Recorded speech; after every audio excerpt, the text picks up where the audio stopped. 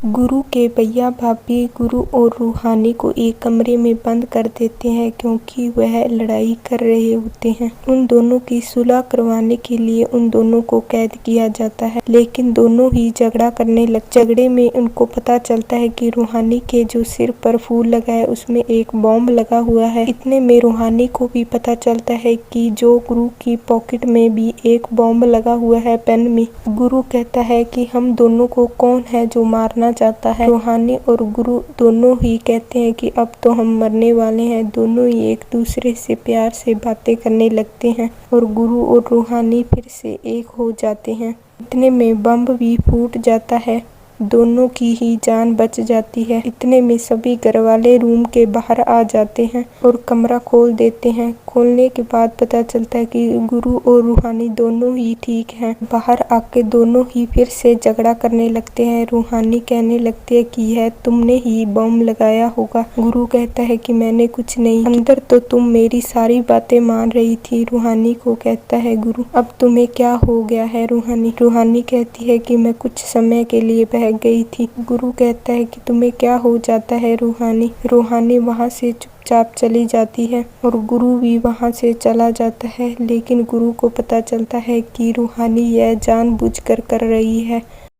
गुरु के भैया भाभी गुरु और रूहानी को एक कमरे में बंद कर देते हैं क्योंकि वह लड़ाई कर रहे होते हैं। उन दोनों की सुलह करवाने के लिए उन दोनों को कैद किया जाता है, लेकिन दोनों ही झगड़ा करने झगड़े में उनको पता चलता है कि रूहानी के जो सिर पर फूल लगा है उसमें एक बॉम्ब लगा हुआ है। इतने में रूहानी को भी पता चलता है कि जो गुरु की पॉकेट में भी एक बॉम्ब लगा हुआ है पेन में। गुरु कहता है कि हम दोनों को कौन है जो मारना चाहता है। रूहानी और गुरु दोनों ही कहते हैं कि अब तो हम मरने वाले हैं। दोनों ही एक दूसरे से प्यार से बातें करने लगते हैं और गुरु और रूहानी फिर से एक हो जाते हैं। इतने में बम भी फूट जाता है, दोनों की ही जान बच जाती है। इतने में सभी घरवाले रूम के बाहर आ जाते हैं और कमरा खोल देते हैं। खोलने के बाद पता चलता है कि गुरु और रूहानी दोनों ही ठीक हैं। बाहर आके दोनों ही फिर से झगड़ा करने लगते हैं। रूहानी कहने लगती है कि यह तुमने ही बम लगाया होगा। गुरु कहता है कि मैंने कुछ नहीं, अंदर तो तुम मेरी सारी बातें मान रही थी। रूहानी को कहता है गुरु, अब तुम्हें क्या हो गया है रूहानी। रूहानी कहती है कि मैं कुछ समय के लिए बह गई थी। गुरु कहता है कि तुम्हें क्या हो जाता है रूहानी। रूहानी वहाँ से चुपचाप चली जाती है और गुरु भी वहाँ से चला जाता है, लेकिन गुरु को पता चलता है कि रूहानी यह जानबूझकर कर रही है।